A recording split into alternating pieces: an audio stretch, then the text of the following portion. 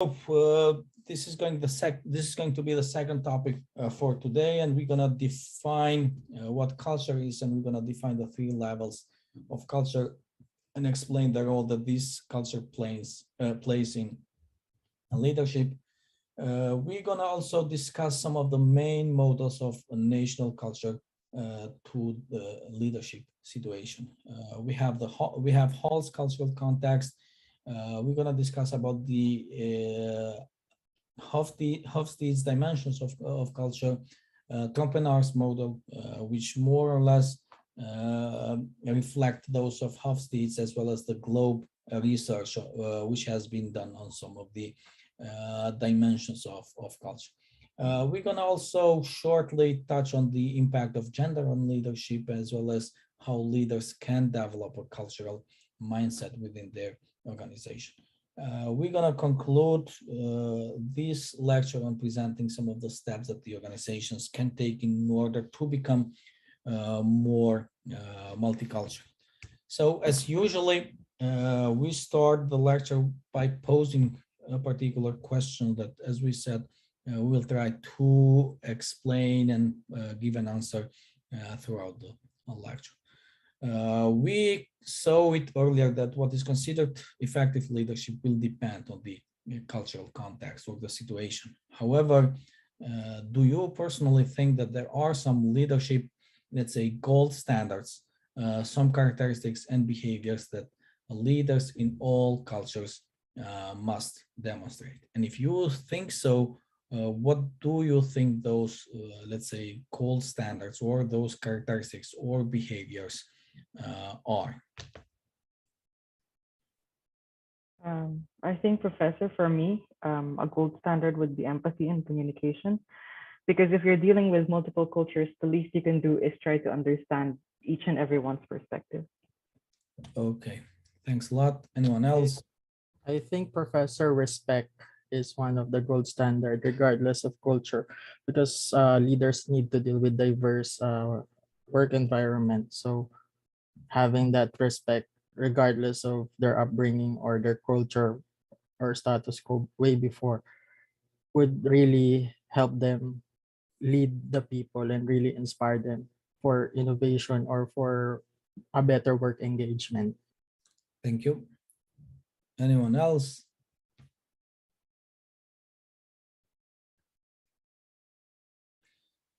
Okay, so we can see that we can definitely identify some particular gold standards, characteristics, and behaviors that we think someone that leads us, or we as a leader, should have, especially nowadays that we deal with an extreme diversity in the workplace. Just look at this class. We are people coming from different backgrounds, different countries as well. So diversity, especially nowadays, no matter whether we are on-site, online, is everywhere where we find. So there are some particular, especially characteristics and behaviors that we, not only as leaders, but also as employees, as colleagues, we need to have, especially we would like to be able to, let's say, integrate ourselves within this diverse cultural workforce that we face nowadays. However, before we start on discussing that, it's important to first define what culture is. So culture usually is or consists of the commonly held values within a group of people. So usually we talk about set of norms, customs, values, and assumptions that do guide the behavior of a group of people that do belong to that particular culture. We can relate it to lifestyle, to the collective programming. So what's important about culture we need to know is that it has some kind of permanence. It does not change easily, and it is usually passed down from one generation to another generation. In particular, you can see this these kind of cultural aspects of yours, how those have been passed to you from your, let's say, your father, your grandfather, your grandfather, for example, or the older generations of your own. So you are not even aware how those things have been passed down to us. It's in the school, in the family, in the society that we have lived. So this is something where we learn about our culture. It can be parents, family, in the school. There are other social institutions in different countries. What's important to know is that these things, either consciously or unconsciously, have been transferred to us, for example, as young and new members of the society. Despite this permanence, what's important to know is that culture is also dynamic, and it changes over time as members do adapt to new events and their environment. So the more we have been exposed to globalization nowadays, we can see actually particular cultural habits that are the same, let's say, everywhere worldwide. So over time, let's say, you can take, for example, or you can look back at your own community. So there are particular new things that have, let's say, have become part of your own culture, and mainly because of this exposure to new events, to the environment, development of technology, new media, social media in particular. So all these things have, in a way, led to this kind of integration of new things within your own culture. And based on this culture, this definition of culture, we can define these elements of culture. As we said earlier, it is shared by group members. It is transferred from one member to another one, as we said, either consciously or unconsciously. It affects our thinking and behavior. So we do things that are accepted within the society, and then we refrain ourselves from doing things that might not be acceptable in our society. And as I mentioned earlier, culture is stable, but on the other side, culture is dynamic. So it has permanence. However, culture also changes over time as members to adapt to new events and their environment. And if we look at this figure that we have here, it actually brings us to the three levels of culture. And the first one is the national culture. And it is mainly defined as a set of values and beliefs which are shared by people within a nation. So this are talking about, here we are talking about a particular culture that prevails in one particular culture. So we talk here about Swiss national culture. We have people from Philippines. So here we are talking about the general culture that we find in one particular country. So in addition to this overall national culture, different ethnic and other cultural groups within a nation might share a culture. So this is what we refer to as a group culture in this case. So we have different, for example, genders, religious groups within one particular country, racial differences. So all these do fit into this second level of cultural differences. Although these groups do share their national cultural values, however, they still develop their own unique cultural traits. This is something we can see mainly in multicultural countries. So if you come here to Switzerland and you move to the Italian part of Switzerland, you're going to see also changes in terms of culture, despite this Swiss culture that does actually cover all this country. You can see that there are particular changes in terms of culture between the Italian part of Switzerland and the German parts of Switzerland, and then we have the French part of Switzerland. So this is what we refer to as the group culture. So they do share their national cultural values. However, they do develop their own unique or cultural traits as a group culture. And we have the third level of culture, which is the organizational culture. Usually we hear mainly of corporate culture as well. So we talk about set of values, norms, and beliefs which are shared by members of one particular culture. As we said, we're gonna discuss, let's say, 4 models of national culture. And the first one is the Hall's cultural context framework. So he defined he identified 2 high context cultures that usually do rely heavily on the context, including nonverbal cues like the tone of their voice, body postures, contextual factors like title and status in order to communicate with others and to understand the world around them. In these cases, in this kind of high context culture, they mainly use personal relationships to establish communication. On the other side, when we talk about low context cultures, they usually do focus on explicit, specific verbal and written messages to understand people and situations and to communicate with others. Usually when we talk about high context cultures, communication in these cases is not always needed to be explicit and specific. In these cases, in these kinds of cultures, trust is viewed as more important than written communication or legal contracts in these cases. This is where we can see the difference between high and low context cultures, because in low context cultures, people pay attention to the verbal messages. What is said or written is more important than the non-verbal messages or the situation. So this is the difference, for example, that we can see in many of the EU countries compared to some Asian or Middle Eastern countries, where actually they pay more attention to this interpersonal relationship that is built and the trust that is built. So they invest more time on building this particular trust and then getting down to business. Whereas Europeans, Westerners, they would like everything to be strictly written down, cleared, explicit, and specific. So they do abide to it. So they do not expect, like it is in some of these high context cultures, that is mainly the communication is not that explicit or specific.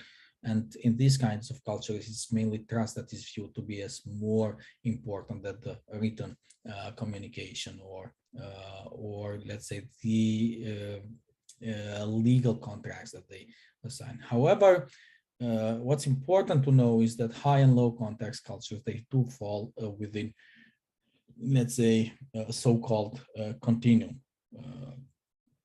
For example, Asian cultures like Japan, China, Korea, they are usually considered to be high context that many, let's say, compared to many African or Latin American or Middle Eastern countries. So this shows that this context or the focus on the context is not, let's say, to the same level equal in different cultures. So as we could see, some Asian cultures are much, do focus much of the context compared to some other cultures like Middle East, North American, and the rest. However, what's important to know is that the difference between high and low context can explain many of these problems that we face nowadays when we talk about cross-cultural communication, in particular leaders. That's why it's extremely important that the leaders do understand this kind of cultural differences, because you will need to,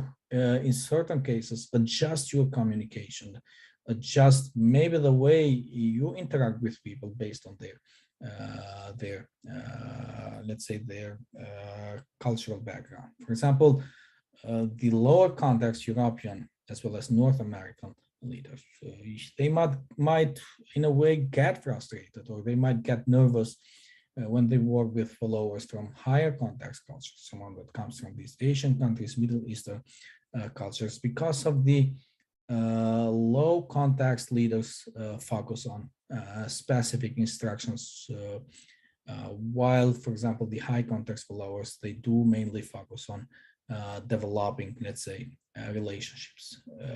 Similarly, in these cases, there might be a high context leader that might be offended by their low context followers' directness, because they are not used to them being that direct. And in these cases, this might be interpreted as rudeness, lack of respect, or in these cases as a challenge to their authority. That's why it's important that, and that's why we learn these kinds of, let's say, theories related to culture, which sooner or later, the moment that we work with these kinds of employees or leaders that we might face in the workplace, we know how to, let's say, adjust our communication and the way we deal and we interact with these kinds of people.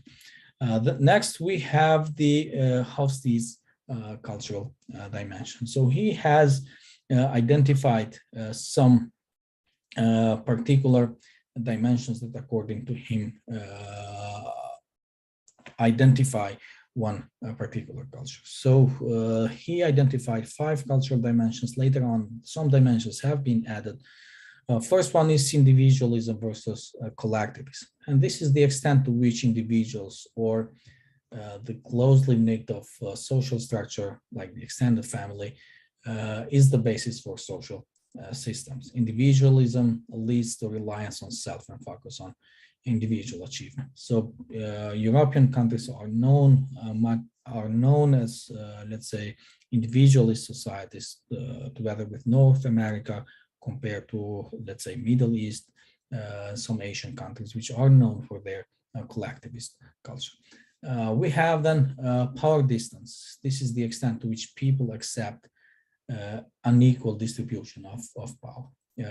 For example, in higher power distance cultures, there is a wider gap between the powerful and the powerless in these cases. So European, let's say, Western countries are known for their low power distance compared to, let's say, some collectivist societies or societies where, let's say, still prevails communism, to say, where this power distance is, let's say, quite high. So there is a wider gap between the powerful and the powerless within the society. Then we have the uncertainty avoidance. So uncertainty avoidance in these cases is mainly related to the extent to which one particular culture tolerates ambiguity and uncertainty. High uncertainty cultures, they usually do avoid, avoidance leads usually to low tolerance for uncertainty and a search for absolute truth. So this is another dimension on how we can, let's say, identify or differentiate particular societies. Then we have masculinity, and this is actually the extent to which assertiveness and independence from others is valued. In particular, high masculinity society, this leads to high sex role differentiation. They do focus more on independence, on ambition, as well as material goods. And the last dimension is the time orientation. And this is the extent to which people do focus on past, present, or future as well. So it depends from society to society. Present orientation usually does lead to a focus on short-term performance. And as we know, future orientation does usually focus on a more long-term performance. Another, yeah, so these are another important model is actually the Trompenaars dimension of culture. So they did provide a more complex model that helps us to understand national culture, but not only. It helps us to also understand the fact that this national culture does have on organizational as well as corporate cultures. So they developed this model based on their research. So they suggest that while behaviors many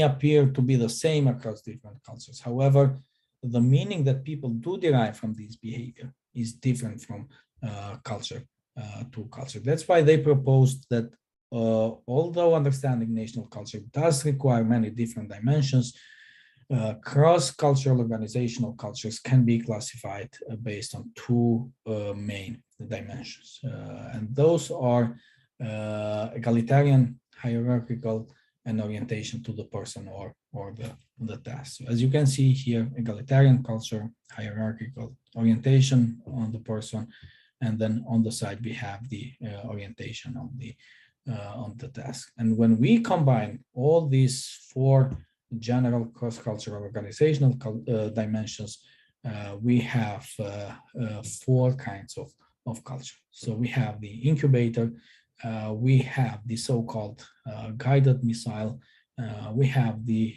family culture, and then we have the Eiffel Tower culture. All these four general types do combine a national as well as organizational culture. So when we talk about the incubator culture, so as you can see here, those are egalitarian cultures, and they are oriented on the person or on the individuals. So leaders are there to remove obstacles, and they do focus on individual growth.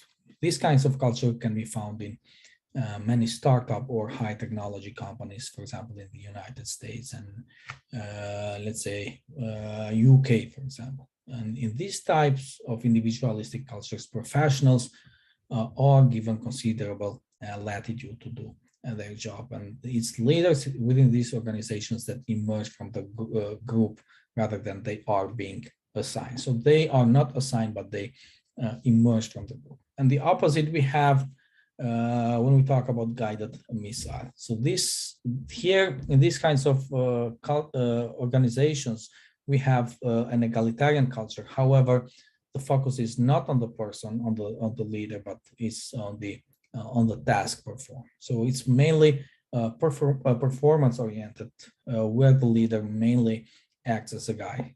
So the focus is mainly on achieving common goals.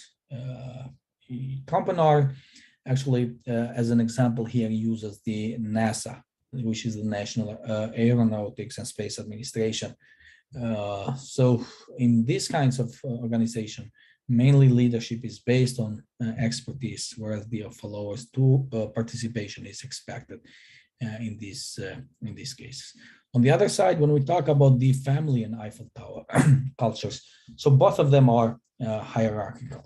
The difference is that Eiffel Tower is mainly focused on the task, whereas the family, as the name itself says, it's mainly focused on or take care of the individual. So this family type of culture, it mainly functions like a traditional family. So the role of the leader is that of a powerful father figure who is responsible for the welfare of the whole family, of the members of the family.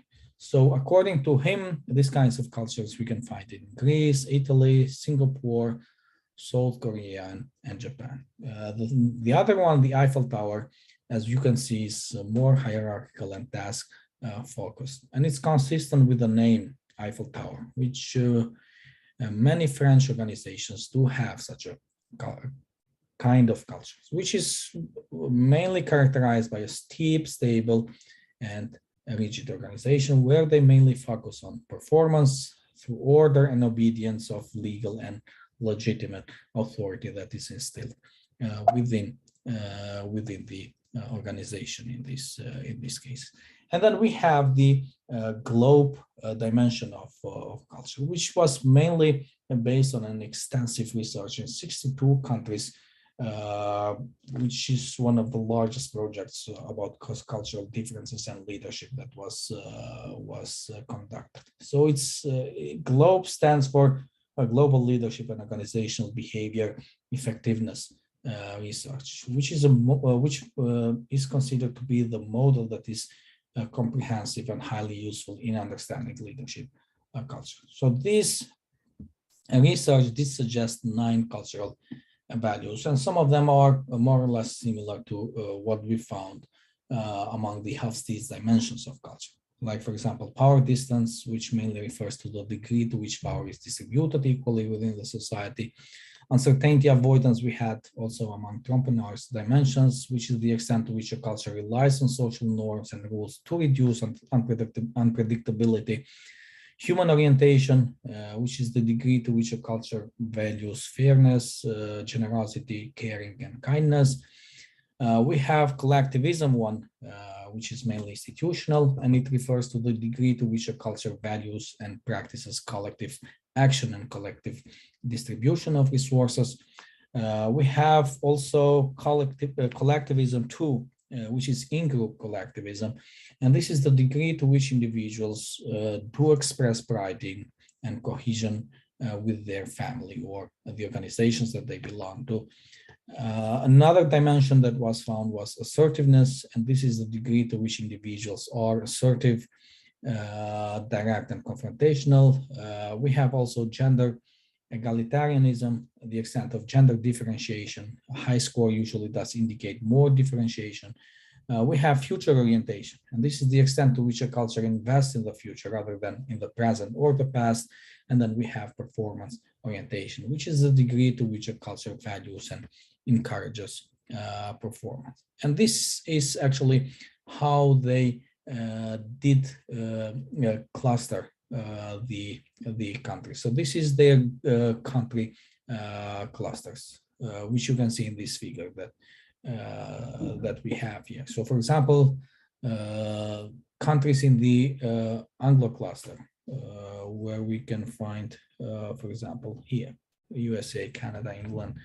So they, as you can see here, they are known for performance orientation and in-group collectivism. So they place a high value on performance orientation, as well as on the other side, they do, let's say, pay less attention or a low value on in-group collectivism, compared to those, for example, in the Confucian Asia. So as you can see here, these countries that do belong to this cluster, they do value performance and both types of collectivism. However, they are not low on any of the other, let's say, cultural values. So this is how they have, in a way, used these 10 clusters in order to put these different cultures based on the values that they, let's say, apply to a particular dimension of culture that was identified by this globe research. And then based on that, they did, based on these findings, they did put these countries to these 10 country clusters. On the other side, the globe research, although some of their dimensions that they had proposed, they are similar to those that we could find in earlier, let's say, models that we presented, like the Hofstede's. However, they were able to offer new, unique dimensions and to help us to refine our understanding of cultures.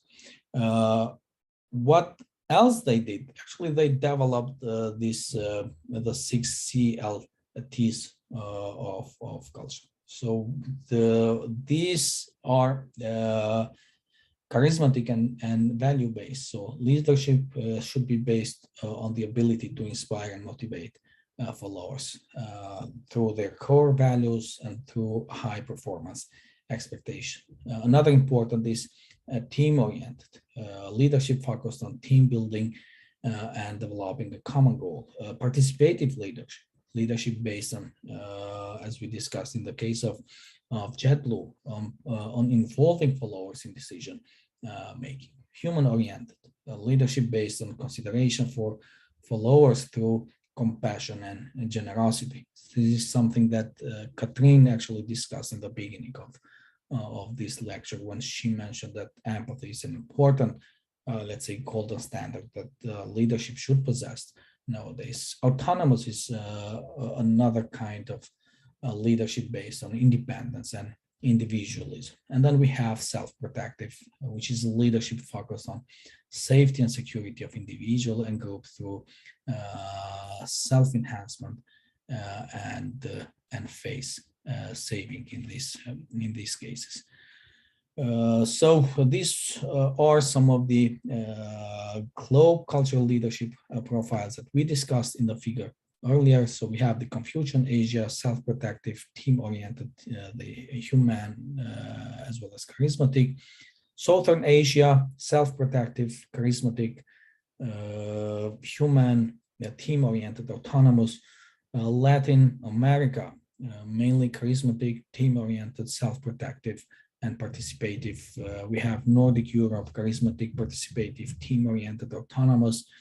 The Anglo countries, known for their charismatic, participative, human, and team-oriented, let's say, leadership. Germanic Europe, more known for their autonomous, charismatic, participative, as well as human leadership.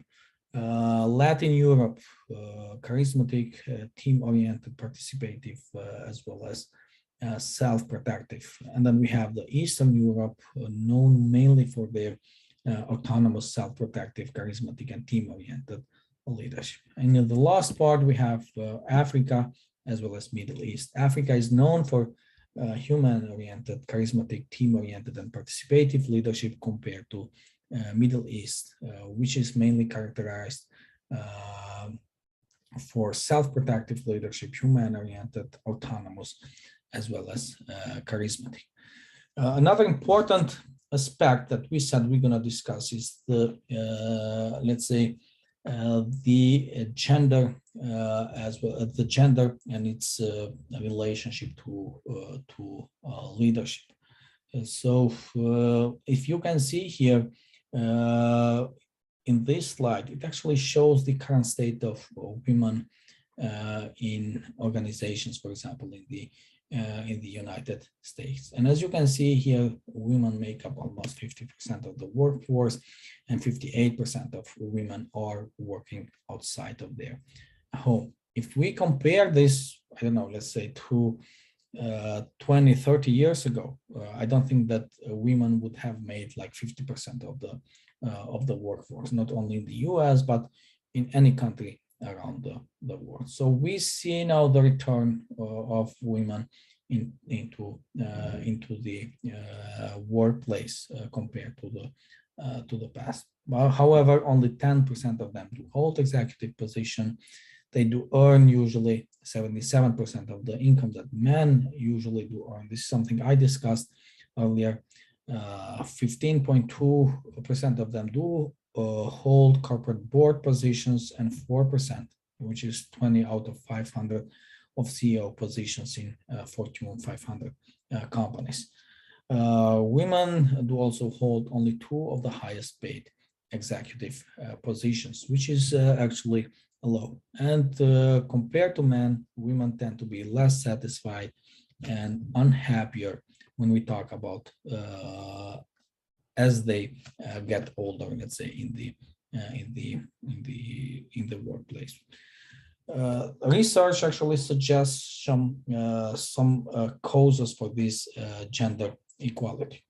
Likely causes can be the challenges, let's say, in balancing work and life. So this can be one of the, let's say, likely causes of this gender equality in the society. Another likely cause can be persistent gender stereotypes about the role of women, in particular society, for example, that women should stay at home, let's say, take care of their kids and things like that. Another likely cause can be also discrimination. And this is something that we find, let's say, that is different, let's say, from society to society. However, unlikely causes are the gender differences in style or effectiveness. These differences do not make the women less capable, but also not less suitable for taking a particular position. That's why these are not considered to be likely causes. Also saying that women are less committed to work. It's not a likely cause, because the same like men, women also are committed to work. In certain cases can be much more committed to work than men, for example. Also, women are less educated or experienced than men. This is not the truth, especially nowadays. Women are highly committed not only to their education but also to their work.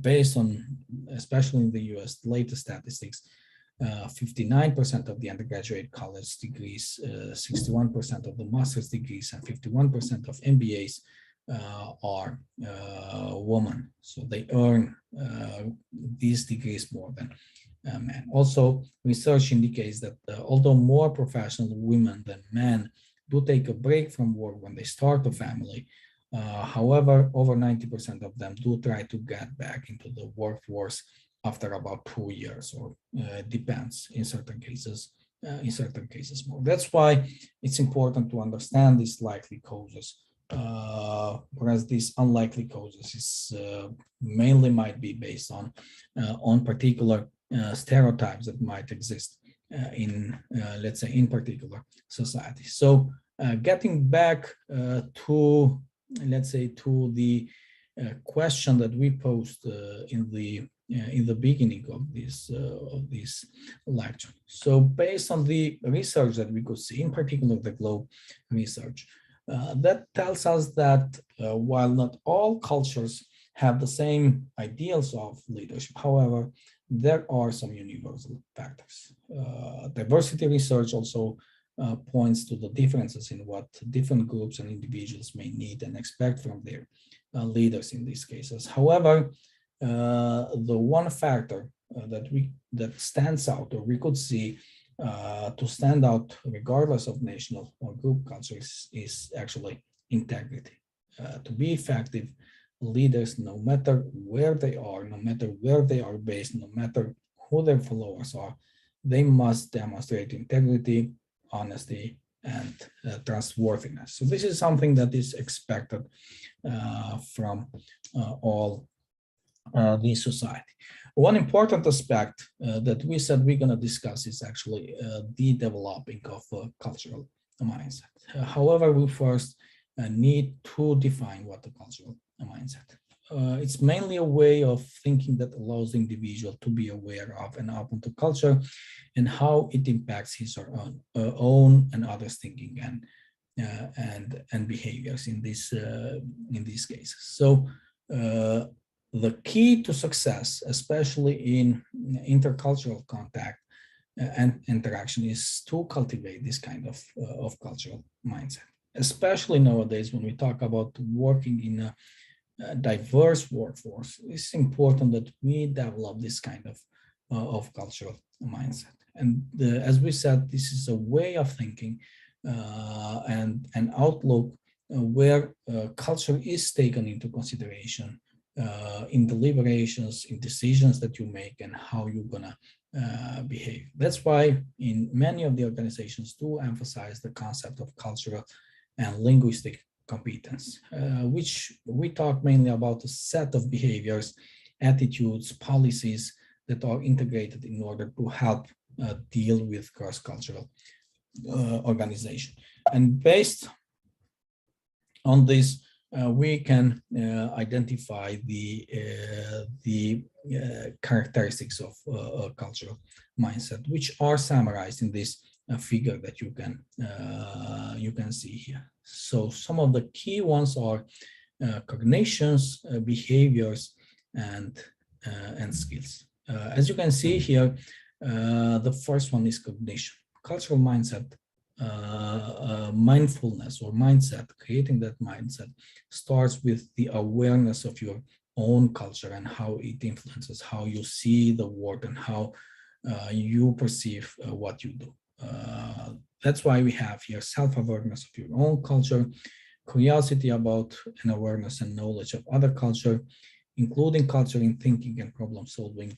And then the last one is adopting multiple cultural lenses through which you, let's say, you see and look at other people's behavior, but also your own behavior in these cases. The second one is behavior. While cultural mindset is first a way of thinking, how we think actually influences what we what we do. So our cognition affects our behavior. That's why it all becomes a way of acting. And behavior usually starts with self-presentation, presenting yourself, and then using appropriate, let's say, verbal and non-verbal messages and cues, like level of formality, how direct you are in your communication with other people, and focus on relationship. Let's just take an example.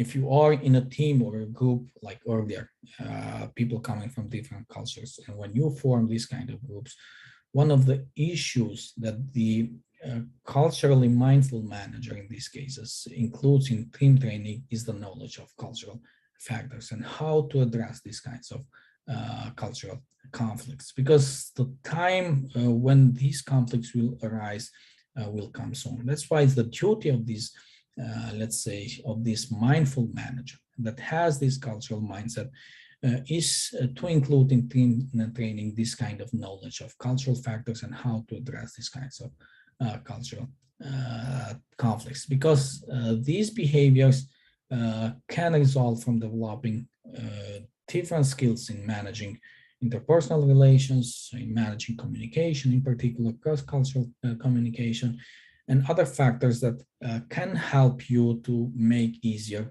this intercultural interaction in these cases. And although in certain cases it might seem to be close to impossible for anyone to acquire this in-depth knowledge about all other cultures that he or she might encounter. However, individuals, people, it's possible to have a cultural mindset that allows us to understand cultural differences and the impact on behavior, and then to take that knowledge into consideration when interacting with and leading with others. So although you might not understand someone's culture, however, you should understand that all people are not the same. You should understand that someone that comes from another culture, he might be different from you yourself. That's why it's important, although you do not understand, because it's impossible to understand all the cultures worldwide. However, you should be able to understand that these cultural differences do exist, and the impact of these cultural differences on behavior is important. You should understand this as well. That's why you should take that knowledge into consideration the moment that you start interacting with, and the moment you start leading people that come from these different cultures. So this kind of, by building this kind of cultural mindset, that will help you to create an awareness of an openness to culture, and you will be able to understand how all that affects your own and the thinking and behavior of other people that you are interacting with. The moment you build this cultural mindset, you are culturally mindful. This allows you to build a more multicultural approach. And this multicultural approach is mainly based on inclusiveness, is based on social justice, affirmation, also mutual respect among different cultures, as well as harmony in this global and pluralistic world that we are living nowadays. That's why, rather than being viewed in this case as an issue of quotas or percentages that you belong, let's say, to a particular culture with this kind of percentage, or quota, diversity and multiculturalism mainly refer to building a culture of openness and a culture of inclusiveness. Especially nowadays, we are working and we are living in organizations that are more multicultural. And the fundamental solution to address cultural challenges is to make organizational climates hospitable to these diverse cultures, to these diverse groups that do have diverse needs. And this is one of the key challenges that the leaders do face in these kinds of organizations, is how to keep these people engage. And having an organization that is able to address the needs of the individuals, which includes taking culture into account, is extremely important. And it's mainly the leader that plays a critical role in encouraging this cultural mindset within this organization. So it's these leaders that need to demonstrate, not only through their words, but also through their actions, the value of maintaining a multicultural organization where discrimination is not tolerated and where cultural differences are fully considered as part of all decision making within that particular organization. If we look in this figure that we have here, so you see here the role that let's say a culturally mindful leader plays within the organization. So leaders should demonstrate not only through their words but also through their actions the value of maintaining a multicultural organization where they do not discriminate anyone. So discrimination will not be tolerated, and an organization where they would fully, let's say, take into consideration the cultural differences of all the individuals within the organization in the process of decision making. So the presence of diverse role models throughout an organization is another important part of the solution. That's why the organization should have diverse people in leadership position, and then they should include a diverse group of employees. In these cases, organizations will walk the talk, so they will apply what they are trying to proclaim, so they can demonstrate to the employees that they are committed to the diversity. Another important aspect can play education and training. So this can help people become aware of their biases, to understand their own and other cultures' point of view, and they will be able to also demonstrate in these cases better acceptance of the differences between people and between cultures in these cases. Research and measurement is another way how let's say culturally minded leaders can show commitment to diversity within the organizations, despite many traditional organizational policies that they instill within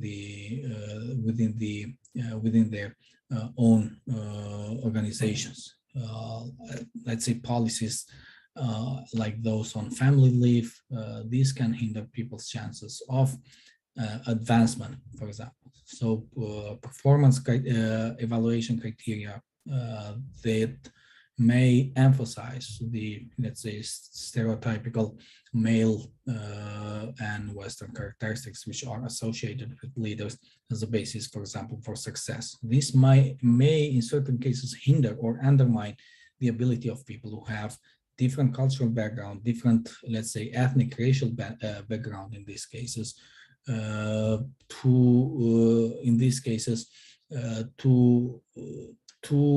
let's say, to feel discriminated and not to leverage their full potential in the workplace. That's why successfully encouraging diversity mainly requires careful measurement and monitoring. So organizations must have baseline information about the hard facts, about the actual members of their organizations with regards, for example, to women, minorities that they have in leadership, and also, let's say, data with regards to satisfaction, attitudes, as well as the less visible obstacles that may be in the workplace. That's why they will need to keep track of changes and holding decision makers accountable in these cases. So that was all with regards to what we discussed actually today. I would like that we now go with the question that we usually have. So what do you do? And we can discuss it together. So let's say your company is growing fast, and okay, so this is another one.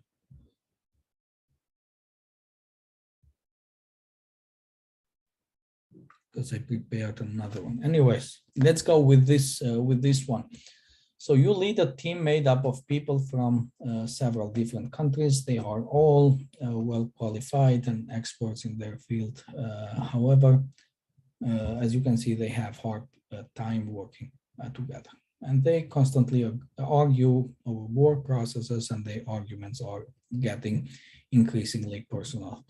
And mainly they blame their different personalities, but you think culture has to be to do something with this particular problem. So you, as a culturally mindful manager, what would you do in these cases? I think, Professor, one of the things that I would do is anchor them by enforcing the organization's vision, so they have a common ground to start with. So I think that's one of the things that I would do. Anyone else?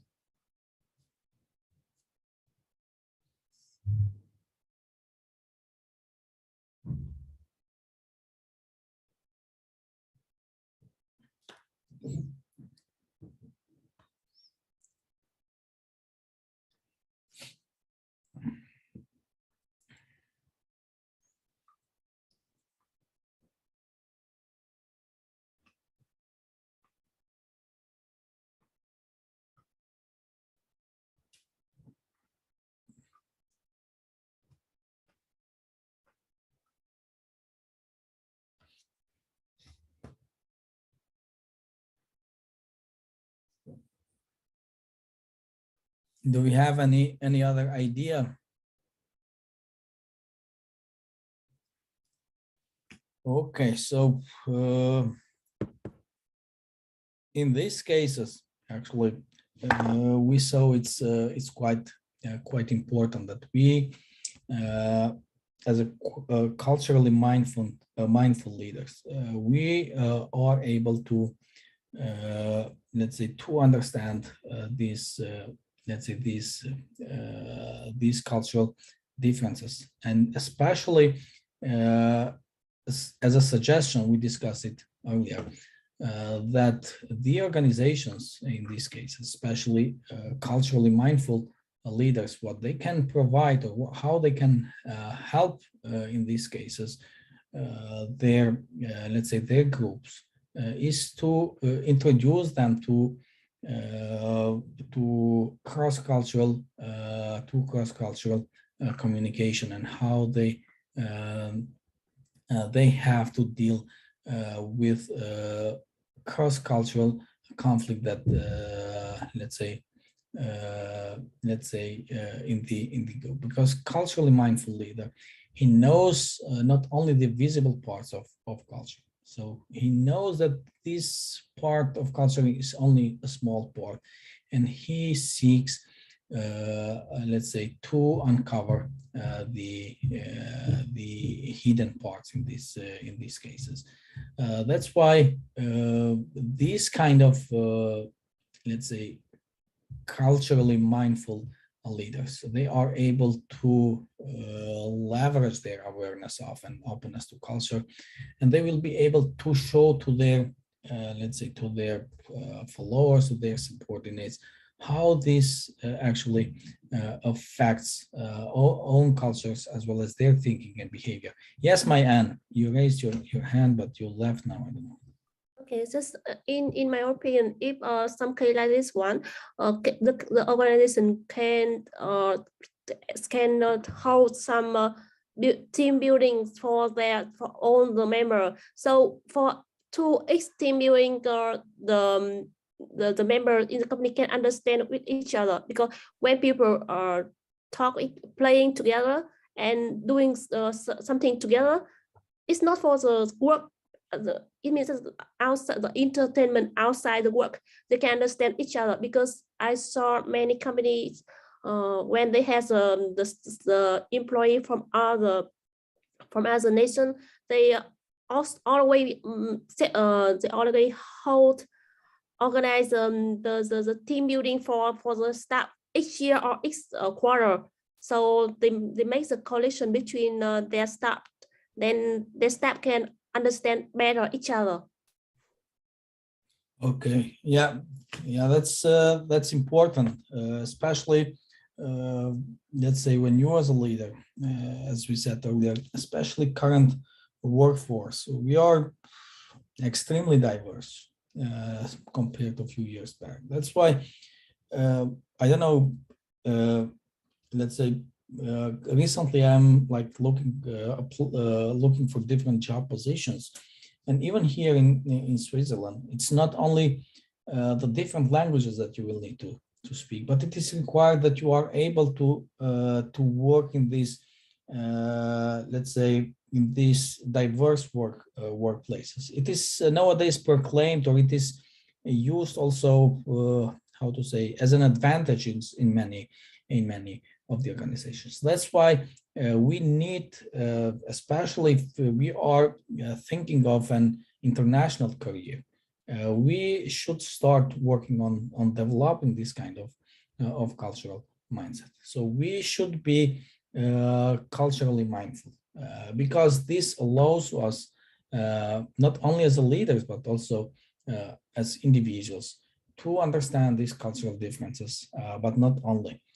We will be able to also understand that the impact that these cultural differences have on our behavior, and we will be able to also all the time take into consideration this knowledge when we interact and we lead with other people.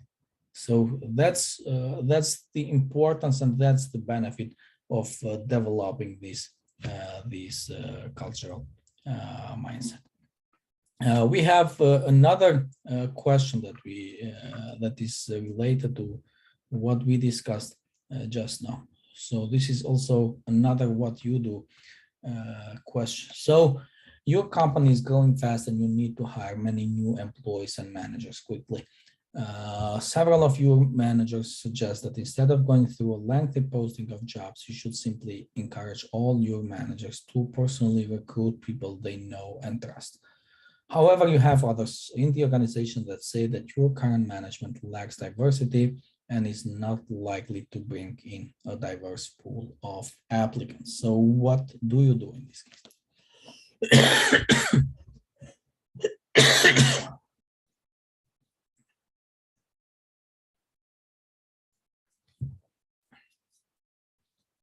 I think, Professor, it's important to hit a balance of both. In my previous company, I actually had a similar scenario wherein basically, since we've already had, like, hiring people that you know and trust is easier because you've personally worked with them, you know how the dynamic of the team will work with the different personalities because you've had the prior experience. But and quite frankly, I think it's one of the most effective ways to hire people and fastest ways to hire people. But definitely there's going to be opportunities missed if you just keep on hiring the people that you know, because you never might know where you would never know where the talent actually is unless you actually open your team to different cultures and different people with different backgrounds. So I think while, as I said, I completely relate to hiring people that you already know and trust, I think it's important as well for higher management to understand to understand that perspective. You also need to understand them, and I think that whatever team that you're hiring needs to be open to the world. So maybe just a balance of both strategies with regards to recruiting. Yeah, thank you, Catherine. Anyone else? Professor, if I may, I also agree with Catherine that getting from people that you already know is actually beneficial. But I would set the process in such a way that before we post the job posting, there will be a criteria of in terms of internally. You know, I will tell my management team that there will be a criteria of what we are hiring. Basically, for example, we would like to hire this one position for certain demographics, and I have to also explain to them the need to diversify and the reason. But I will still encourage them to fill up those positions based on the criteria we set to bring about that diversity, uh, because I would still like to give premium to the people that they know and the people that they trust already. Okay. Yeah. Thank you. Anyone else? I had the same thinking just for those I think just for the medical position when I want to if my company want to recruit for the manager, I will suggest they find from someone they already know and trust, because it's easy to work with the people. They have some relationship and we know about their background. I think like that. Okay. Yeah, I'm like, especially nowadays, a little bit of vitamin B, what we call here in Switzerland, is something that we usually encounter everywhere, and that makes the difference, especially in the process of recruiting. So it's something that in certain countries it's more, in certain countries it's less. However, as Catherine rightly said, actually, it's that you might miss in that way lots of opportunities that you have out there in hiring, let's say, the best possible staff that actually suits your needs and objectives as an organization. Although the hiring process is time-consuming, retaining the employees as well. However, let's say maybe, as you said, a mixture of both of these strategies could be helpful. So despite these time constraints, I think both ways can work in these cases in order to be able to, let's say, to hire the best possible staff that suits your current needs that you have as an organization in this case.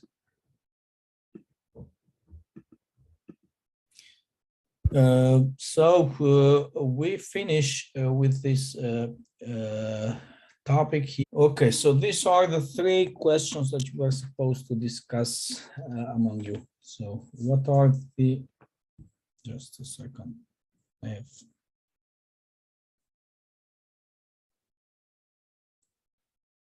So what are the characteristics of Tata's leadership? Which levels of culture would the Tata Corporation need to consider, and can the management style be implemented elsewhere rather than in that particular company or a country's cultural context in this case? Let's start with the first question, which is what are some of the characteristics of the leadership of Tata?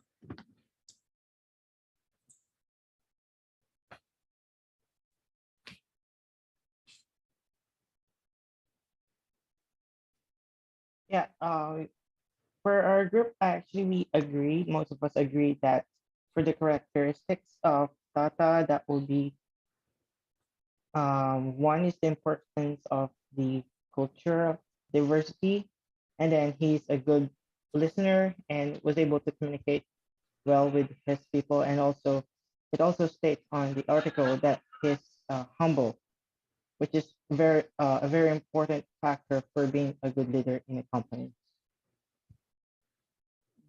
What would be actually specific, something that might have, let's say, infiltrated into that culture? Do we have anyone from India here, maybe?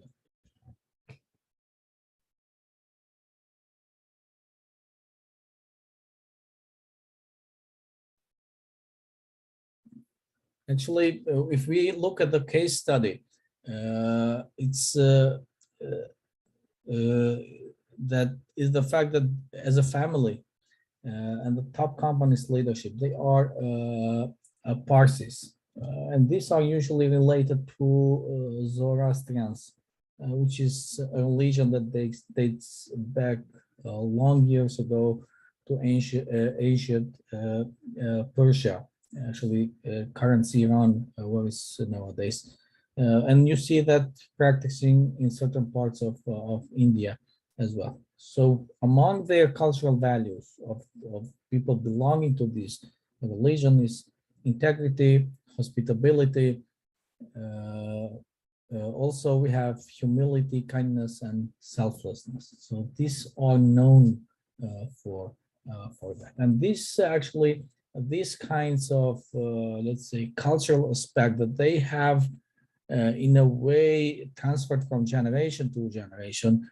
These values, we can find them present in the leadership of Ratan Tata, who is known to be, let's say, who is known for his humility, also known for his tolerance and low-key but strong leadership in Tata.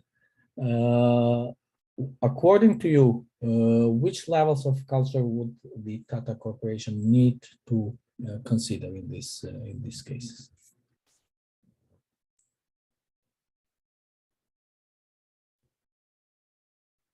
We discussed three levels of culture, if you remember. So which one do you think they need to reconsider in this case? So to consider. Hi, Professor. Yes. I'm really not sure about this, but what I remember is we are discussing here, so there is no right and wrong answer. So thank you. So I remember we discussed three levels of culture, which is national, which relates to the country itself.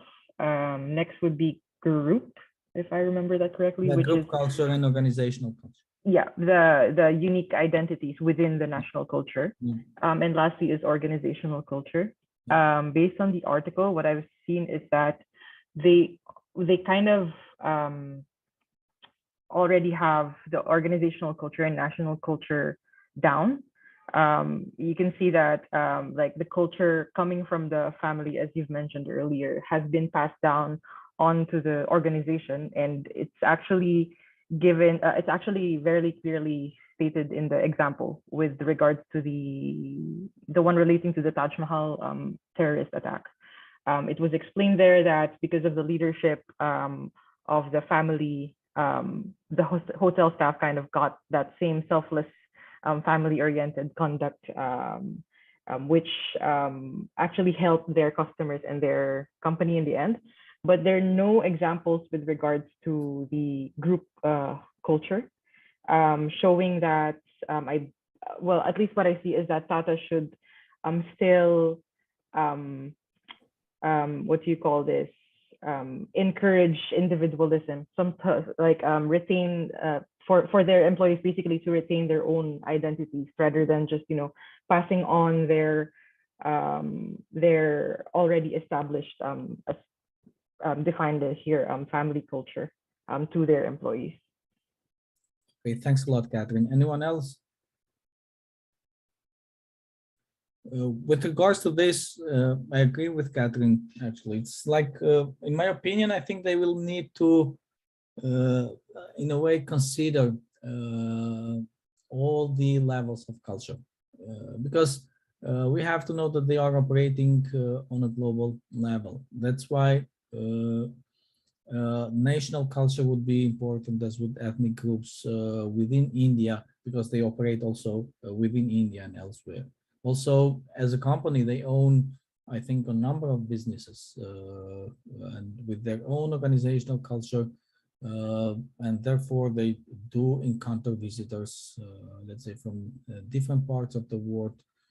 So they would have to also be aware, especially when these visitors do meet them at their headquarters, for example, in India. So the moment that you go, let's say, globally, the moment that you own businesses internationally, so you cannot rely only on, let's say, on your own national culture or the ethnic culture that you belong. Although, as we can see, let's say we're going to discuss next one when we talk about the next question, that there are particular things that you can implement, let's say wherever you go, like some gold standards of yours and like unique culture of your own organization. So do you think that the management style that they are in these cases applying could also be implemented elsewhere?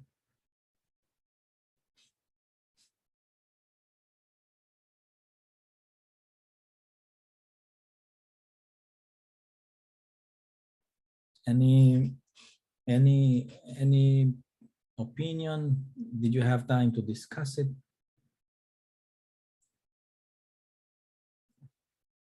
Okay, so since it's already what, I will simply give you my opinion on this, and then I will release on Moodle the answer to these case studies.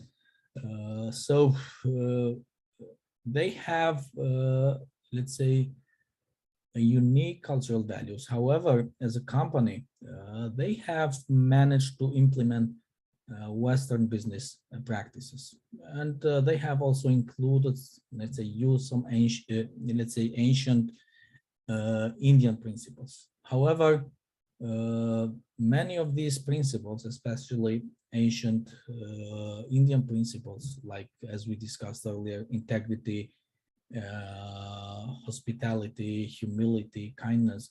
So these are nothing wrong, or they are not against or not applicable in other countries internationally. If you remember, when we discussed earlier, we said that integrity is something that all the leaders should have. So this is something that is not, let's say, in conflict with the Western business practices. So many of their principles that they have obtained from ancient Indian culture and principles, they are consistent with the current leadership theories. In particular, we're going to discuss later on servant leadership as well as authentic leadership. So when we talk about Tata as a company, we know it's not simply an Indian company, but it is a global conglomerate.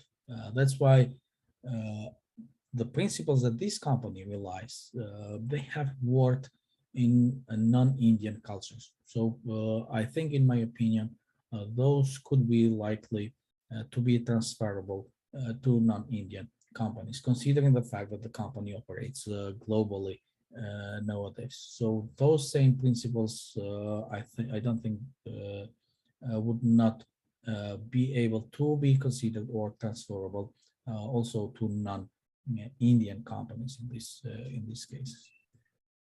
So that's. But anyone would like to add anything? sorry, I just would like to have like Yeah, one thank you. question, because one paragraph it just said like because of the because a majority of the company's business comes from outside of India.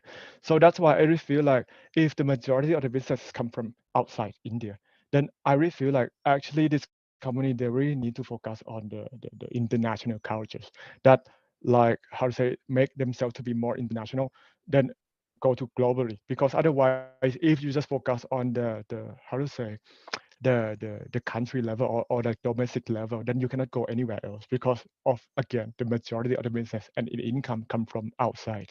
Yeah, I mean, that's why we said earlier which levels of culture they would need to consider. One of that was their national culture, because they operate internationally, and definitely, let's say, they will need to work on that. But it's not that they, in a way, they have not integrated these Western business practices. So it's a combination of both, based on what I could personally read from the case in this case.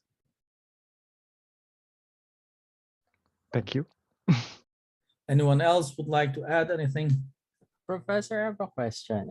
Do you think that the management style of Tata could be implemented to a Chinese conglomerate, given the tensions that is happening recently? Do you think so? Well, what are your opinions? Well, we are not talking about, in my opinion, actually, we are not talking about, let's say, about politics. We are talking about principles and some that are embodied within this, let's say, this way how Tata is led by family Tata in this case. So as I mentioned earlier, those principles, I don't think anyone would reject, no matter where in the world. So I don't think because you are a Chinese, you would not like a leader that has integrity. In my opinion, we look for integrity. We look for an honesty, no matter where we are internationally. So those principles that they have taken from their own national culture or from their religious background, I don't find them those to be in contradiction with any culture international. So I don't think anyone would, in a way, reject them as because they come from India or from an Indian culture. So I don't find them. A Chinese would reject integrity, would reject kindness, would reject selflessness, which characterize actually this particular culture, which is being instilled in Tata. However, when it comes to business practices, those are general Western business practices which have been integrated within Tata as a company. So I see no point why those would not work, in my opinion, let's say in China, Philippines, or any other country in the world. Okay. If you do not agree, maybe you can tell us your opinion. I don't know. Maybe you have much more experience in this. Let's say in the interaction of these two cultures, maybe. No, Professor, because I'm planning to switch up my research. I submitted my research proposal and I'm thinking of changing the topic that I want to discuss. I submitted, yeah. So I'm still thinking about what topic should I move on to. Is it going to be your last course for MBA or not? No, Professor. I still have some courses to take. You still have time. So, yeah, until the end, maybe when you take another course, you might think again to change the topic. So better stick to or wait until the end or stick to one. Actually, it's something you have to remember. We discussed it last time. It has to be something that you like and you would like to invest time in doing it. Otherwise, it's gonna be boring. So any other question that you would like to ask? So today we covered 2 topics, although we were supposed to cover 3 because of, let's say, I planned it like this because I wanted to have more interaction. So next time we're going to talk about the foundations of modern leadership as well as individual differences and traits, and we're going to talk about power as well. And then in the coming session, we're going to have only 2 topics will be mainly discuss current era in leadership and other leadership perspectives. And in the last class, I switched the topics. So we're going to have 3 topics because those do go together, which are related to leading in particular. So how to lead teams, how to lead change within the organization, and how to develop leaders. Meanwhile, when you go back, questions that you might have, anything, please feel free to get back to me. Soon you're going to receive the assignment, so you will have time. This month you already have lots of time because it's a course that is let's say in 2 months, so you will have enough time to do the assignment as well. So I thank you all for today, and we're going to see each other next week. Thank you.